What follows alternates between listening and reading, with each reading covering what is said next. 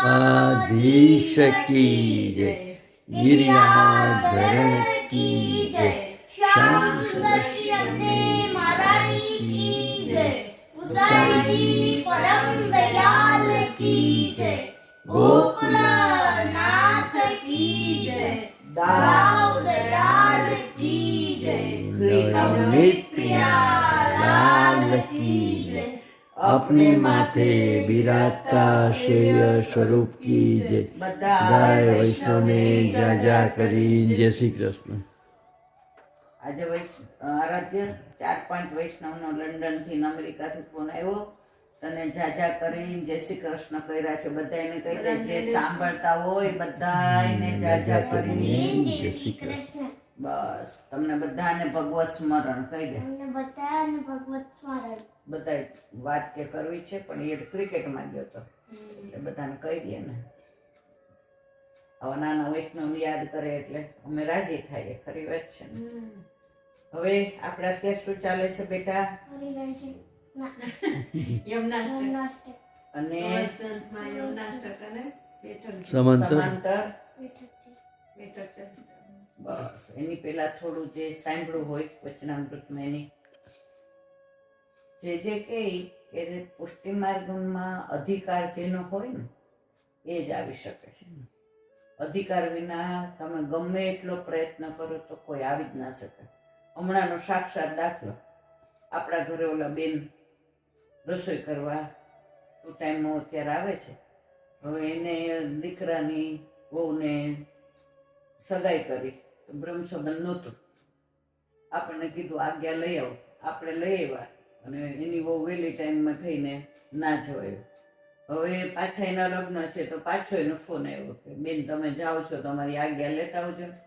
વળી આપણે જે તિલક બાવાની આજ્ઞા લીધી, વળી બેન પોતે જ ટાઈમમાં બેઠા. એટલે જો જેનો અધિકાર જ્યારે હોય ને ત્યારે જ એ જીવસરને આવે છે. આપણે એમ કહી કે હું બ્રહ્મ સંબંધ લઈ લઉં, હું વૈષ્ણવ થઈ જાઉં, હું ઠાકોરજી, હુંનું કાંઈ આવતું નથી, હરિનું જ આવે છે. અને આવા તો સાક્ષાત મને તો 25 વર્ષમાં આપણા ઘરે 25 વર્ષથી ઠાકોરજી બિરાજે છે. મને સાક્ષાત અનુભવ છે તૃપ્તિ. મેં તને ઓલી વાત કરી હતી ને, ઓલા એક બેન હતા તો એ રોજ જે હોલમાં 11 આવે. શું કામ આવે ખબર છે? એને સાસુને મૂકવા. એની સાસુ પ્યોર વૈષ્ણવ. પછી એની સાસુ થોડા બિચારા હવે પગે એટલે કે બેન ખાલી સત્સંગ પૂરો થાય ને એટલે તું મને લઈ જા ને. આપણે છે કે ચાણક્યપુરી બાજુ રહીએ છીએ, પાછું આવું જ આવું તો લ્યુનામાં ત્યારે કાઇનેટિક એ બેન પાસે નહોતું. તો પછી બહાર બેસે અને સત્સંગ સાંભળે. 2-3 11 સત્સંગ સાંભળ્યા પછી ત્યારે હું અહીંયા ઘાટલોડિયા પોસ્ટ ઓફિસમાં પોસ્ટમાસ્ટર તરીકે હતી. તો પછી મને કહે કે હવે મારે બ્રહ્મ સંબંધ લેવું છે. મેં તો તમારા સાસુને કહો. તો કે મારા સાસુ તો હવે અહીંયા સુધી હું લઈ આવું છું. પછી એની સાસુને મેં પૂછ્યો તમે ઈલા બેન હારું ને તો મારી પાછળ કોઈ મારા ઠાકોરજીની સેવા કરે એવું નથી. મારા એકનો એક દીકરો છે, દીકરાને બ્રહ્મ સંબંધ છે પણ વહુને કાંઈ અનુકૂળતા આવતી નથી ને કે હું ટાઈમમાં થાઉં છું હું આમ. પછી મેં કીધું સારું તમે ક્યારે? તો પછી મેં અહીંયા મિત્ર મિલનમાં આજ્ઞા લીધી. મેં કીધું તો મને કે હા કાંઈ વાંધો નહીં. મેં તો 11 કરજો. 12ના દિવસે સવારે આવ્યા તો મને કે તમે ભેગા હાલો. મેં કીધું મારે તો ઓફિસે ના હોય. તો પછી હજી મારી ઓફિસ ખુલવાનો અડધો કલાકની વાર હતી ત્યારે હું કાઇનેટિક લઈ જતી. મેં કાંઈ વાંધો નહીં ચાલો તમે કાઇનેટિકમાં મારી પાછળ બેસજો, હું તમને મૂકી જાઉં ને. તમે બંગલો નથી જોયો તો તમને મેં કીધું ઓળખાણ કરાવી દો. પછી મેં કીધું તમે રિક્ષામાં આવતા રહેજો. મારા કાઇનેટિક પાછળ બેઠા ત્યાં તો 25 વર્ષ પહેલાં તો મોબાઈલ નહોતા. એનો દીકરો દોડતો આવ્યો, કાકા ગુજરી ગયા, હાલ જલ્દી. હવે આવ્યું શું તક ઉતરી ગયા. પછી પાછા એ તો થોડાક 2-3 મહિના 4 મહિના થયા એટલે કે ઈલાબેન હવે કે બસ મારે. મેં પાછી આજ્ઞા લીધી અને પાછા એ આવ્યા એટલે મેં તો હવે મારથી તમારે ભેગું અવાશે નહીં, મારી ઓફિસનો ટાઈમ થઈ ગયો છે. મેં કીધું મારે તો 60 માણસનો સ્ટાફ એમ હું નીકળી ના શકું. મને કે સારું. એટલે પછી હું ઓફિસમાં મિશ્રી રાખતી હતી કારણ કે આપણે ત્યાં કઈ ત્યારે તો આપણે બધું બહારનું ખાતા હોય. હવે આ ઠાકોરજી કૃપા કરી બધું તો પછી મિશ્રી પધરાવો એટલે મેં તો આ મિશ્રી લઈને જાઉં. ત્યાં પોતે ટાઈમમાં બેઠા. હવે 11 મહિનાથી નહોતા થતા. આવું એને 7-8 વાર થયું અને પછી 4.5 વર્ષે એમનો મેળ પડ્યો બ્રહ્મ સંબંધ. અત્યારે તેના ઘરે 8 આમની સેવા છે એટલે આગળ વધી ગયા છે. પણ મારે કહેવાનો આ રહી જો તમે નક્કી કરો કે મારે બ્રહ્મ સંબંધ લેવું છે, ના તમે નથી લઈ, એની ઈચ્છા હોય ત્યારે જ લેવાય છે. અને તમે ઈચ્છા કરો કે મારે ઠાકોરજી પૂછ કરાવવા જ છે, તો તમે ના કરાવી શકો. એને જ્યારે તમારા ઘરે પધારવું હોય અને એના શ્રી અંગનો સ્પર્શ તમને કરાવવો હોય ને ત્યારે જ થાય, એની પહેલા થાય નહીં. હવે વાત કરતા હતા વચનામૃતની કે અધિકાર, આના ઉપરથી અધિકારની છે જે સરસ એક દાખલો આપ્યો. એક રાજા હતો આરાધ્ય, એને એટલું તપ કર્યું તો ઠાકોરજી પ્રસન્ન થયા. એ કે માગ, તો કે આપ વાણી રૂપે મને દર્શન આપો છો, મને સંભળાય છે ખરું કે તમે આજુબાજુ રહીને મને કંઈક કહો છો, તો મને હું એવું માગું કે મને આપના સ્વરૂપના દર્શન થાય. તો ઠાકોરજી કે સારું, કે તારો તપ ને ભાવ એટલો બધો છે કે તને મારા સ્વરૂપના દર્શન કરાવું, બોલ ક્યારે કરાવું? કે એમાં એક મારી વિનંતી છે મારવાલા. એ કે શું? એ કે મારી પ્રજા અને મારી રાણી સહિત બધાને દર્શન કરાવો. તો ઠાકોરજીએ ના પાડી કે બધાનો અધિકાર નથી, તારો એકનો જ અધિકાર છે, તો તું બધાનું રહેવા દે. આજે આખી હું એમ કહું કે આખા અમદાવાદને બ્રહ્મ સંબંધ કરાવો, તો ઠાકોરજી ગાંડા ન ગણ આપણને કે બેન હવે આ બધાનો કેટલો અધિકાર હોય અમને ખબર છે, અને પ્રભુને ખબર હોય એટલી દુનિયામાં કોઈને. પણ રાજાએ તપ એવું કર્યું હતું ને, રાજાને એવું હતું પેલો થોડો મર્યાદામાં ગઈ કે પરમાર, કે મને દર્શન થાય એ મારી રાણી નહીં થાય ને મારા વૈષ્ણવ બધા મારા ગામના ને મારા રાજના. હવે ઠાકોરજીને ખબર હતી કે આમાં અડધા તો દેવી વાળા જ, અડધા શંકર વાળા જ, અડધા નાસ્તિક છે, અને અડધા તો કોઈને માનતા જ નથી, અને અડધા આડાવા વાળા છે. આમાં આ રાજા સિવાય તો ઇવન તો રાણી કે આને લાયક નથી કે એ બ્રહ્મ દર્શન કરે. તો ઠાકોરજીએ કીધું તું જીદ મૂકી દે અને તું એકલો જ મારી સામે આવું. તો એ કે ના મારા વાલા અત્યારે શ્રમ ન દેતા, તમે કયો ત્યારે મારી પ્રજાને મારું રાણીને લઈને આવું. ઠાકોરજી સમજી ગયા કે આ વાયરા નહીં રહે, હાયરા રહેશે, અધિકાર જેનો હશે એને જ થશે. બીજે દિવસે કે હું તને સવારે વહેલા પરોઢિયે દર્શન આપીશ. એટલે રાજાએ તો રાતના જોઈને ઢંઢેરો પીટાવ્યો કે સવારે બ્રહ્મ મુહૂર્તમાં ઠાકોરજી સાક્ષાત દર્શન દેવાના છે, અને બધાએ આપણો મેરુ પર્વત છે એની ઉપર આવી જાજો. કે બધા તો રાજી થઈ ગયા, આખી રાત ઊંઘ ન આવે. બધાએ તો 2 વાગ્યામાં નાય ધોઈને વસ્ત્ર શિંગાર ને સુગંધી કરીને હાથમાં ગુલાબની પાંદડી લીધી ને એટલે પ્રભુ દર્શન આપવાના, પ્રભુ દર્શન. આખું રાજ રાજી રાજી, ને રાજાએ બધાનો હરખ જોયો ને બધું જોયું. તો રાજા કે જો ભગવાનને એમ થશે કે ના હો આના રાજમાં તો બધા આના રાજમાં તો બધા કે જો આ કેવા વૈષ્ણવ છે, કે બધા કેવા એવા. રાણીને કે તમે રાણી કે હું તો તમારી હારે હારે ચાલી છો, મારે રથમાં બેસવું નથી કે, અને તમે ઉઘાડા ચરણે જાઓ, મારે ચપ્પલ પહેર્યા વિના જવું છે. કે તમે મુગટ ધારણ નથી કર્યો તો મારે એવી જ રીતના તૈયાર છે. રાજા તો રાજી થઈ ગયો. કે આહા રાણીને કેટલો ભાવ છે. કે હવે આગળ આગળ રાજા, પાછળ પાછળ પ્રજા. તો થોડેક આગળ ગયા ને તો તાંબાના સિક્કાનો પર્વત આવ્યો, ઠાકોરજીએ કર્યો.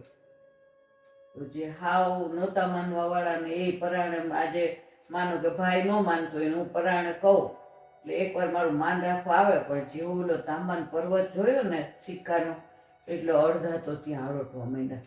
કે દર્શન તો કાલે પ્રભુ આપશે, કે એકવાર આપે દર્શન આપો એમાં હું મોટી વાત છે, પણ આ પ્રભુએ પ્રસાદી આપી છે એ તો લેવી પડે ને. તો બધા એ સિક્કા ભરવામાં જ રહ્યા. તો અડધા તો ત્યાં રહી ગયા. પછી રાજાએ કીધું હવે હાલો, કોઈ સાંભળે જ નહીં, થેલીઓ ભરે ને કોઈ રૂમાલ ભરે ને કોઈ સાડીના છેડા ભરે ને કોઈ પછેડી ભરે ને કોઈ ટોપી પહેરી હોય એ ભરે ને કોઈ મોજામાં ભરે ને કોઈ જોડામાં ભરે ને સિક્કા જ ભરે રાખે કે બને એટલા લઈ જઈએ.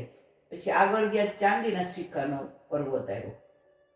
એટલે ઓલા કયો અરે માંડ માંડ કંટ્રોલ રાખ્યો તો તાંબાના સિક્કામાં કે રાજા જાય છે ને ભગવાનના દર્શન કરવા જઈએ, પણ ચાંદીના સિક્કા જોવે પછી રેવાય. એટલે જે ઓલા બીજા હતા એ બધા લગભગ 90% એ તો બધા મંડાણા, અને બધા ચાંદીના સિક્કા ભરવા માંડ્યા અને ગોતવા માંડ્યા કે તબડકા હોય તો ભરી ભરીને ઘરે લઈ જાય. રાજા કહે કે આ તમને ભગવાનના દર્શન કરી લ્યો, આ સિક્કા તો અહીંયા ને અહીંયા જ રહેવાના છે, ક્યાંય જવાનું. એ કે ના, પણ અમે આવીએ ત્યાં સુધી બીજા લઈને વયા જાય. તો એ કે આખો પર્વત છે, પણ એ કે પર્વત થઈ કાંઈ ખેંચીને લઈ જતા વાર ન લાગે. જો રાજા બધાય તમે જાઓ ને, અમે આવીએ છીએ, તમારી પાછળ જ આવીએ છીએ, આટલા તબાડકા નાખીએ આવ ઘરે. રાજા કે આ જો પ્રભુ કહેતા હતી સાચી વાત છો. એ કે થોડેક આગળ ગયા સોનાના સિક્કાનો પર્વત આવ્યો. તે ઓલા 15-20 જણા માંડ માંડ રાજાનું દીવાન ને સેનાપતિ ને દરબારીઓ ને પેલા કવિઓ ને હા એ બધા અંગત લોકો હતા. એ આમ માંડ માંડ રાજાની હેંજા જાળવીને ભેગા હાલતા હતા. એ ત્યાં સોનાના રાજા કે ચલો આ પર્વત છે, તમે 10-15 જણા જ છો અને પછી તમને આ મળશે, દર્શન નહીં મળે. એ કે ઓલા પાછળવાળા આવે ને આ બધાય લઈ જાય તો અત્યાર સુધી તમારું માન રાખ્યું, કાઢવા આવી કાઢી મૂકજો નોકરીમાં, આટલા સિક્કા આવી જાય પણ તમારી નોકરી હોય કે ન હોય, અમને શું ફેર પડે છે. રાજા કે આ તો ખરું કર્યું. છેવટે રાજા અને રાણી બે જ રહે. ઠાકોરજીએ કહ્યું તું એકલો જ અધિકારી છે, કીધું તું ને કે તને એકને જ મારા સ્વરૂપના દર્શન આપે. આગળ ગયા તો હીરા મોતીનો પર્વતનો પર્વત આવ્યો. અને રાણી તો ચકાચોંધ જોઈને કે અરે મારે કે હું આવું છું, પણ થોડા કે આની અંદરથી ને આ ચુંદડીની અંદર બાંધી લઉં, થોડા કે આ ચપ્પલની અંદર મૂકી દઉં, થોડા કે છેડે બાંધી લઉં, તમે જાઓ. કે રાજા સમજી ગયો કે આ તો ઘરે જવામાં ને આવવામાં હીરા મોતી હારવામાં જ રહેશે. છેવટે રાજા એકલો ગયો ત્યારે ઠાકોરજી ખડખડાટ હૈસા આવી ગયો. હું તું તારી જ રાહ જોતો હતો. કાલે તને મેં સમજાવ્યું કે તારો જ અધિકાર છે, બીજાને તું લાવ નહીં. નીકળ્યા ત્યારે કેવો પોરહાતો હતો, કેવા તૈયાર થઈને આવ્યા છે, કેવા બધા શ્રૃંગાર કર્યા છે, કેવી સુગંધી છાંટી છે, આગળ બેન્ડ વાજા છે, બધા કેવા ગીત ગાય છે, હરખના પ્રભુના ધોળ ગાય છે. ઠાકોરજી તો પ્રસન્ન થઈ જશે. આ જોયા તે હીરા મોતી માણિકમાં છેવટે રાણી ગયા નહીં કે એટલે સંસારની અંદર હું આ બધા ઢગલા કરીને જ રાખું છું. કોઈને દીકરાના મોહના ઢગલા, કોઈને ઘરના મોહના ઢગલા, કોઈને ગાડીના મોહના ઢગલા, કોઈને ચાંદીના મોહના ઢગલા, કોઈને સોનાના મોહના ઢગલા, કોઈને પૌત્ર પૌત્રીના. હું આ બધા મોહના ઢગલા રાખું છું કે જેને મારી ઉપર પ્રેમ હશે ને એ ઢગલામાં નહીં આળોટે, એ ઢગલા જોઈને બગલા નહીં બને, એ મારી પાસે આવીને મારા શ્રીઅંગના મારા સ્વરૂપની અંદર તન્મય થઈ જશે. એટલે આટલા બધા દુનિયામાં માણસો છે, પણ ઠાકોરજી પુષ્ટ કરાવેલા વૈષ્ણવ કેટલા છે? જેને પ્રભુએ અધિકાર આપો છે. આજે તને સ્પર્શ કે મને સ્પર્શ આપણા ધણી સિવાય કોણ કરી શકે? એટલે જેને પ્રભુનો સ્પર્શ કરાવવો છે, પ્રભુ જેના સ્પર્શ માટે લાલાયક છે. ઠાકોરજીને એમ થાય છે કે આ સારસ્વત કલ્પનો જુદો ઓલો એક 84-252 વાર્તા છે. અહીંયા મેં કીધી કે આગળ કીધી છે આરાધ્ય મેં ઓલી કીડીવાળી વાર્તા. એક શેઠ હતા તો એના ઘરે એક માજી કામ કરતા હતા. આ 84-252 વાર્તા છે. આમાં કઈ આપણું મારું કઈ કપોળ કલ્પિત નથી. ટૂંકમાં કહી દઉં, વાર્તા તો 2 કલાક હાલે એટલી બહુ સરસ છે, પણ 2 મિનિટમાં એનું તાત્પર્ય અધિકાર હોય ને, સારસ્વત કલ્પના જે હોય ને એ જ અત્યારે ઠાકોરજી. એટલે આપણે બધા નસીબદાર છીએ, આપણે જેવા છીએ તેવા, પણ ત્યાં હતા તો પ્રભુએ આપણા પર, જો આપણે શ્રમય આપતા હશું, ઉપર આપણી સામગ્રી બરાબર નહીં થતી હોય, કોઈ પર એને ગમતું નહીં થતું હોય, કોઈ પર એને વહેલા જાગવું હોય ને આપણે મોડા જગાડતા હશું, કોઈ પર એને વ્રજમાં જવાની ઉતાવળ હોય ને આપણે ફોનની પંચાયતમાં પડ્યા હોઈએ તો ઉતાવળા થતા હોય તો રાહ જુએ કે મારી માં અનુસર ન કરે ત્યાં સુધી હું વ્રજમાં જઈશ નહીં, કારણ કે હું ઉલ્લભથી બંધાયેલો છું. એટલે ઠાકોરજી કોને અનુકૂળ બન્યા? આપણને. હવે એ આવ્યા છે ઘર જમાય, એને ત્યાં વ્રજમાં આપણને નથી કીધું હાલો બધાય ત્યાં. તો આપણે વાત શેની કરતા હતા? આ માજી. તો એ માજી એના ઘરે રહીએ. હવે શેઠ કાંઈ હોય ને તો એને પૂછે, માજી આ બરાબર છે ને? માજી આમ કરવું છે ને? માજી આ આમ છે ને? હવે એને દીકરો આવ્યો મોટી ઉંમરે,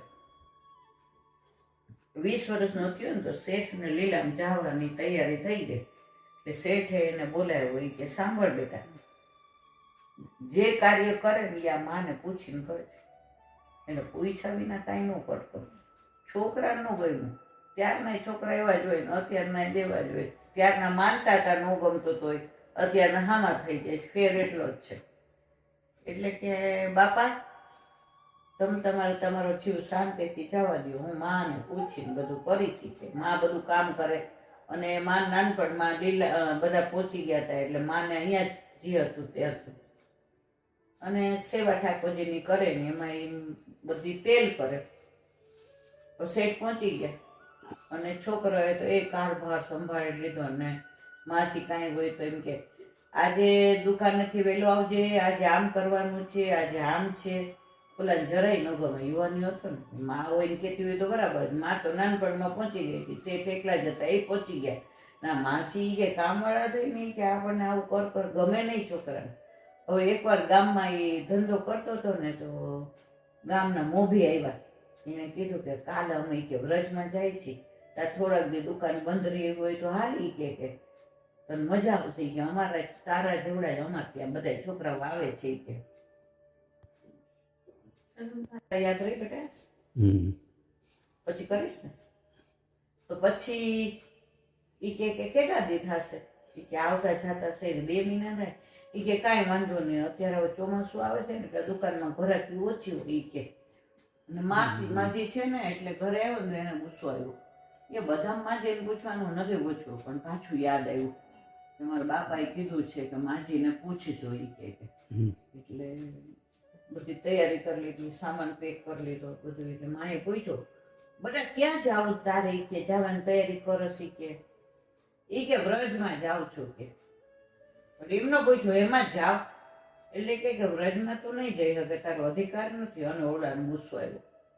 ઈ કે શું નહીં જઈ શકે, શું અધિકાર નથી? આ પૈસા મારી પાસે આટલા છે અને આ બધો મારો સામાન પેક થઈ ગયો છે અને બધું અમારા જેવડા છોકરાઓ ત્યાં મેનેજમેન્ટ કરવાના, શું નહીં જઈ શકો? હું તો જઈશ. માજી કે બેટા તારો અધિકાર નથી.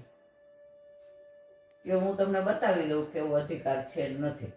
સંઘની હારે ઉપડા ને બધાય રસ્તામાં દોડ ને કીર્તન ને રાસ ને રમઝટ ને મનોરથ ને ઉત્સવ ને આનંદ પરમાનંદ. તો 15 દિવસ થયા ને અડધી આવ્યા તો એ બાર ઝાડ આગળ બેઠો હતો. તો રાજાના માણસોનો કોઈ પેલો ચોર આવ્યો હશે ને તો એ પકડાઈ જવાને બીકે બેઠો હતો. ત્યાં ઓલા ચોરીનો માલ મૂકી દીધો તો આને પકડીને લઈ ગયા. કોને? જે આ છોકરો માનું એના બાપાને કહ્યા તો પકડીને લઈ ગયા. હવે ઓલા સંઘવાળા થોડીને રાહ જોવે, એ તો આગળ ગયા અને પછી યાત્રા કરીને આવ્યા. ત્યારે એ જ દિવસે આ છોકરાને છોડ્યો કે ભાઈ આ તો નિર્દોષ છે. ઓલા ચોર પકડાઈ ગયા તો 1.5 મહિનો જેલમાં રહ્યો. અને પછી એ તો ઓલા બધાએ કીધું ક્યાં ગયો હતો? એ કે મારા ભાઈ તને કામે ગયો હતો. કોઈ કેવું તો હું આવી જેલમાં ગયો તો મને રાજાએ પૂરી દીધો હતો.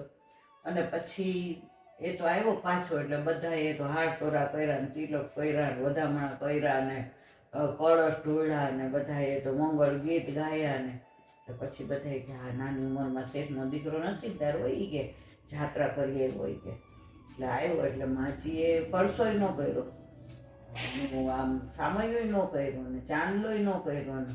એટલે શું કરસ બેટા આરાધ્ય?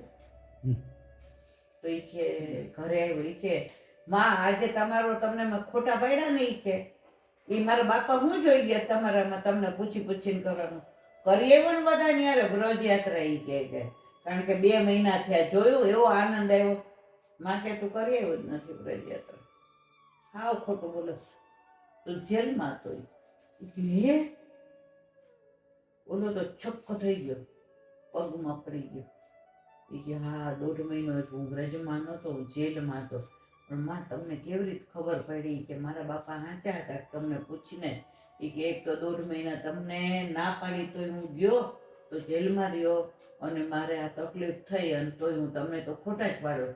કે બેટા સાંભળ, સારસ્વત કલ્પમાં હું હાથણી હતી અને જે વ્રજમાં હોય ને એ મારી આ નજર આગળથી ને પસાર થાય જ. એટલે હું બધાને એમાં ક્યાંય મેં તને કીડી તરીકે નથી જોયું. એટલે તારો અધિકાર ન હોય તું કેવી રીતે જઈ શકે? પણ હવે તને એક વસ્તુ ખાસ કહું, વૈષ્ણવની કૃપા થાય ને તો તું જઈ શકે. પછી એને વૈષ્ણવની એટલી સેવા કરી ને તો બધા વૈષ્ણવ આશીર્વાદ આપ્યા તો વ્રજમાં જઈ શકો. એટલે ઠાકોરજી એના જ ઘરે આવે છે જે સારસ્વત કલ્પના ઠાકોરજીની. એટલે આપણે બધા નસીબદાર છીએ. ભલે આપણે જાણીએ છીએ કે આપણને કાંઈ આવડતું નથી ને આપણે ગડબડ ગોટા ને પ્રભુ મોટા કરીએ છીએ, પણ છતાંય જેમ તેમ એ રહીને આનંદ અનુભવે છે કે આટલા બધામાં તું ત્યાં હતી, એટલે મારે વલ્લભની કૃપાથી વલ્લભની આડીથી તારા ઘરે બિરાજવાનો. તો આવું આખું વચનામૃતનો આ પ્રસંગ કહી અને જે એટલું સરસ વર્ણન કર્યું. જો ભાઈ વલ્લભની વાણી કહેવાય, આપણું બકવું કહેવાય, પણ કૃપા એટલી કે એમાંથી જેટલું વલ્લભ કે અને અત્યારે બોલીએ છીએ એ બધું વલ્લભ બોલાવે છે. મારું સામર્થ્ય નહીં કે હું બોલું કાંઈ. તો પછી આની અંદર આપણને સ્પષ્ટ જણાવ્યું કે જેનો જેટલો અધિકાર હોય એટલું જ મળે છે. આજે લીલી પરિક્રમામાં ઘણાય જાય છે, પણ જેનો જેટલો અધિકાર હોય ઘણા પાછા આવે છે અડધેથી, ઘણા ટ્રેનમાં બેઠેલા પાછા આવે. ઘણા એક 1986માં કયા બાલકની હતી નામ ભૂલી ગઈ, એમની લીલી પરિક્રમા ત્યાં સત્સંગમાં જ્યાં વાર હતી ને, તમે પ્રસંગ વાંચ્યો તો એક બેન હતા. તો એ ત્યાં ગયા ને ત્યાર ના કે અરે રે વ્રત છોડીને જવું ન પડે તો સારું, 40 દિવસ પછી મારા વાલા વ્રત છોડીને જવું ન પડે તો સારું. એનો વર્ગે ગાંડા જેવી થઈ ગઈ છો, 40 દિવસ વ્રજમાં રહીને પછી જવું તો પડે ને, ઘર છે, છોકરા છે, વાડી છે, વજીફા છે, તારા નામમાં એટલે ફિક્સ છે, અને તું ખેડૂત છો તો તારા નામે બધી જમીન છે એ કે, આપણા ઘરે આટલું ઠાકોરજી આપણા ઘરે આનંદથી બિરે એ કે એ વાત સાચી. પણ સારું મને તો અત્યારથી એમ થાય કે આહા વ્રજ, આ યમુનાજી, આ ગિરિરાજજી, વલ્લભના આટલા બેઠકો, દરેક જગ્યાએ પ્રભુએ લીલા કરી એનું અનુભૂતિ, આ બધા કદમના વૃક્ષો, વલ્લભે જ્યાં બેઠકજીની અંદર પારાયણ કરું ત્યાં છોકરના વૃક્ષો, ત્યાં ઝારીજી ભરવાની, બાળકોના વચનામૃત, રાતના એ કે આહા રાસ લીલા, વૈષ્ણવને પ્રસાદ લેવડાવવાનો, મનોરથ કરવાના, ઉત્સવ કરવાના, આપણા ઠાકોરજી દરેક જગ્યા પર લઈ જાય, માથે જાપીજી. આહા આવું છોડીને મારે ઘરે નથી આવવું, મારે અહીંયા જ રહેવું. કે આ તો બેકી ગઈ, ગાંડી થઈ ગઈ. પણ એ તો 40 દિવસ રહેશે ને, હાલશે ને આની અંદર બધું એટલે ઠમઠોરાશે ને એટલે ખબર પડશે. 40મે દિવસે રોવા માંડ્યા એ બેની કે મારે આ વ્રત છોડીને ક્યાંય નથી જવું. અરે રે આ રજ જુઓ, એમાં આપણે તો વલ્લભ ભેગા આવ્યા છીએ. તો કે વલ્લભ જાય છે કે નહીં? તો કે વલ્લભ તો પાછા આવતા વર્ષે બીજા દેવીજીઓને શરણે લાવવા માટે જાય છે ને હું તો અહીં વ્રજમાં આવી ગઈ છું, મારે નથી આવવું. વરે એને સમજાવી કે આપણે દર મહિને આવશું, ઠાકોરજીની આપણા પર કૃપા છે, દર વર્ષે પ્લેનમાં આવશું ને તમે 15 દી. કે સારું તમે કહો છો તો આવો, પણ અલા મને વ્રજ છોડીને આવું. એમ કરીને અંદર ગયા, પ્રસાદ લીધો, ઠાકોરજીને અનુસર કર્યા, ચાપીચી કર્યા, બધો સામાન પેક કર્યો ને પછી કે આ રેશમી સાલ્લો છે થોડીક વાર આડી પડો ને કે પ્રસાદ લીધો છે તો એનો વર કેવો ખાટલા તો બધા લઈ ગયા. એ કે કાંઈ વાંધો નહીં, આ જમીના રોજની અંદર એ સાલ્લો પાથરી રેશમી અને ઓલું બીડું ઠાકોરજીને ધરાવ્યું હતું અને તુલસીજી સમર્પણ કર્યા હતા. એ બીડાની અંદર તુલસીજી મૂક્યા, પેલું ચારીજીનું જળ પીધું અને કે અલા હું થોડી વાર હવે નીચે આડી પડી છું, આપણી ગાડી આવે એટલે મને ઉઠાડ્યો. એ સૂતા પછી ઊભા થયા જ નહીં, લીલામાં પહોંચી ગયા વ્રજમાં. 40 દિવસથી રોજ બધાને કે હાય હાય વ્રજ છોડીને ન જવાય, એવો વ્રજ પહોંચી ગયા લીલામાં. એટલે આ વ્રજભૂમિનો પ્રતાપ તો આ તો જેમ જાણે એ જ જાણે કે વ્રજ શું છે. બાકી આજે બધાને કેવું છે, ઘણા લોકો પિકનિક કરવા જાય કે જમવાની વ્યવસ્થા બરાબર નહીં, ત્યાં ગંદકી છે, ત્યાં ખુલ્લી ગટર છે, મચ્છર. કારણ કે તમારી અંદર બધું છે ત્યાં સુધી આ જ દેખાશે. પણ ઉઘાડા ચરણે મારા પ્રભુ અહીંયા વિહાર કર્યો છે, સામનેજી સહિત અહીંયા રાસલીલા કરી છે. આ કદમના વૃક્ષ ઉપર બિરાજીને એને બંસી લીલા વેણુનાદ કર્યો છે. આજે યમુનાજીમાં સ્નાન કર્યા છે. આ ગિરાજીની કંદરામાં મારવારા આરોગ્ય અને નિકુંજ લીલા કરી છે. ત્યાં ગાયો ચરાવવા આવ્યા છે. આ તમે જુઓ તો ચારે બાજુ વનરાવનની અંદર એને શું કર, આ બધી લીલાને યાદ કરો ને તો તમને પછી આ ગંદકી જરાય નહીં દેખાય. ગંદકી દેખાય છે એનું કારણ જ આ છે. હવે આ તો ઘણું બધું આપણને એમ થાય કે યાર વ્રજ માટે તો આપણી પાસે શબ્દો નથી. આપણે અબજો જન્મ લઈએ ને તો વ્રજ માટે આપણે આપણી વાળના એક ટોપકા જેટલું વર્ણન ન કરી શકીએ છીએ. આજે ભાગવતની અંદર પણ એવું કહેવાય છે કે આટલું મોટું ભાગવત 18,000 શ્લોક અને આટલા સ્કંદ એમાં ફક્ત ને ફક્ત સુખદેવજીએ એક ક્ષણની લીલા જ વર્ણવી છે. તો આખી પ્રભુ લીલા છે અને અત્યારે નિરંતર છે. અત્યારે વલ્લભ ઠાકોરજી સારસ્વત કલ્પમાં થઈ ગયા અને ત્યારે દાન લીલા કરે, ત્યારે ના માન લે. અત્યારે પણ એ લીલા ચાલુ જ છે. તમે સાંકડી ખોટ જાઓ તો દાન લીલા છે જ. તમે વન ઉપવનમાં જાઓ તો ગોચારણ લીલા છે જ. તમે કદમના વૃક્ષને જુઓ તો વેણુનાદ છે જ. અત્યારે પણ આ લીલા તમે જાઓ તો તમે મહેસૂસ કરો છો, તમને સ્પંદનો, પણ તમારી અંદર એ ભાવ હોવો જોઈએ. તમે જાઓ ને એમ અહીંયા તો છાણ પડ્યું છે, પ્રભુ કે ઓહો આ તો કીડો છે, આને છાણ દેખાય છે એટલે આને લીલા દર્શનનો. પણ તમે એમ કે ઓહો આ કદમનું વૃક્ષ પ્રભુ અહીં બિરાજા હશે, મારવાલાએ અહીંયા વેણુનાદ કર્યું, અત્યારે કરતા હશે, પણ આ ચર્મ ચક્ષુથી દર્શન નહીં થતા નથી. આ કાને મારા તો હજુ કોડિયા જેવા છે, મને કાંઈ સંભળાતું નથી. કાંઈ વાંધો નહીં મારવાલા, આ વખતે નથી સંભળાયું ને, આ વખતે આવું ત્યારે મારે હું રાહ જોઈશ કે મને ક્યાં. તો તમને થવાનું જ છે દર્શન. આ જન્મે ને તો આવતા જન્મે, આવતે જન્મે ને કરોડ જન્મે, પણ એને છૂટકો જ નથી. કારણ કે કોણે હાથ દીધો છે? આપણો વલ્લભે. અને વલ્લભનું કયું કરે એવું કોઈનું કયું કરે નહીં. હવે શું કે છે? નમો તુયમને સદા તવ ચરિત્ર અદ્ભુત. કેવા કેવા અદ્ભુત ચરિત્ર આરાધ્ય. એક નાનો દાખલો, એક પેલો આપણે ગાય છે ને, અજાણી અધર્મી નાઈ ગયો, તેનો માએ કર્યો ઉદ્ધાર.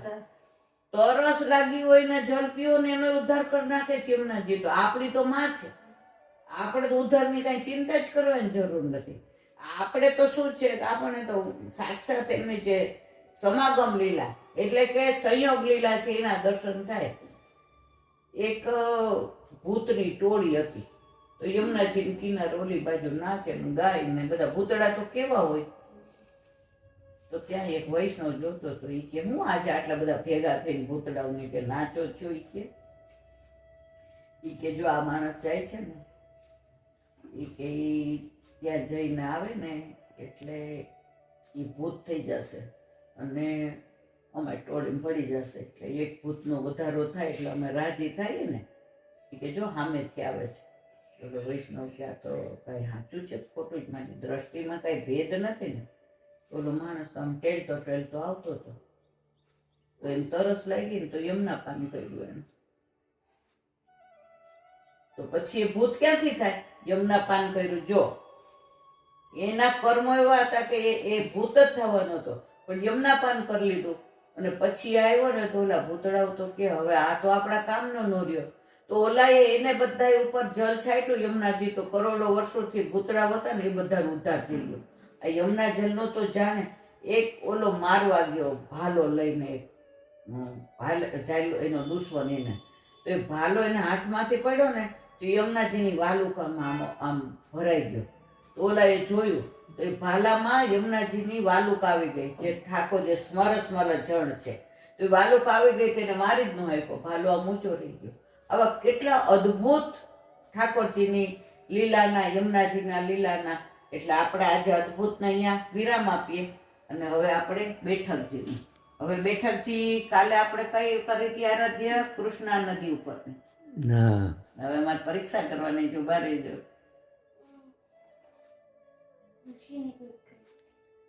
તો કાલે પરીક્ષા લઈશ. નૃસિંહ બરાબર ને. હવે આજે છે ને છે લોહગઢ ની. લોહગઢ એટલે ગોકુળ, અરે ગોવા. ત્યાં તમે ગયા હતા ને, ગોવામાં બેઠકજી છે લોહગઢના. હવે ત્યાં કેટલા રળિયામાં તમે દર્શન કર્યા છે ને. અમે તો કાંઈ કરી શક્યા નથી, કારણ કે ગોવા 10 વાર ગયા. ત્યારે તો કાંઈ આવી બુદ્ધિ હતી નહોતી. હા, અને 25 વર્ષથી ઠાકોરજી પધાર્યા પછી ગોવા ગયા નથી. આ વખતે તમે આગ્રહ કર્યો, પણ હવે ત્યાં બેઠકજી બંધ છે. તો ત્યાં વલ્લભ પધાર્યા. હવે એટલી સુંદર વનરાય ને વૃક્ષો ને વેલી ને પશુઓ ને પક્ષીઓ ને સુંદરતા ને. વલ્લભ તો દેવી જીવોને ન હોય એને ઉદ્ધાર કરવા પધાર્યા હતા. તો પછી વલ્લભે ત્યાં કદમના વૃક્ષ નીચે કીધું કે દમલા આપણે અહીંયા ભાગવત પારાયણ કરીએ. અને ત્યાં હાથીનું મોટું પગલું હતું. તમે કર્યા છે ને દર્શન ત્યાં. પછી વલ્લભે કહ્યું કે જાઓ હવે જળ લઈ આવો. તો જળ લેવા ગયા કૃષ્ણદાસ મેઘન, તો ક્યાંય જળ ન મળ્યું. વલ્લભ મંદ મંદ મુસ્કાયા. કેમ કૃષ્ણ પાછું આવ્યો? કે મારા વાલા આટલામાં ક્યાંય જોડ નથી, હવે કેમ જારીજી ભરશું ને સામગ્રી સિદ્ધ થશે? એ કે જો આ પગલું છે ને ત્યાં ખોદ, ત્યાં 3 કુંડ આવશે.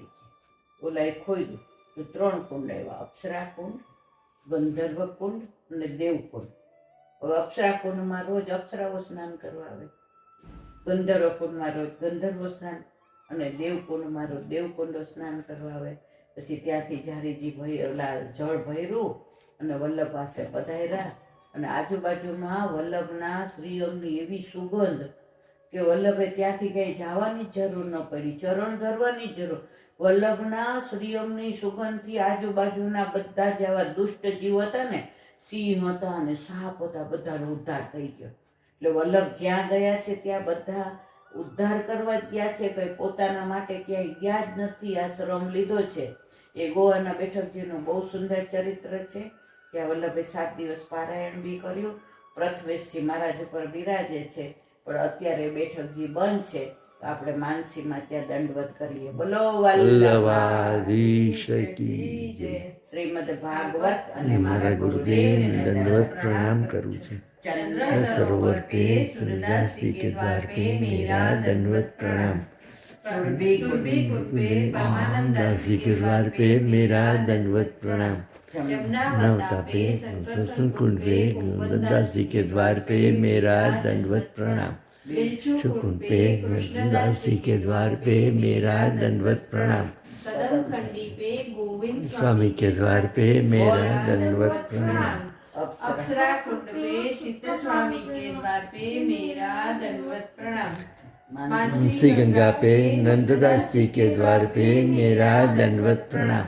रुद्र कुंड पे चित्रबुद्धास जी के द्वार पे मेरा दंडवत प्रणाम.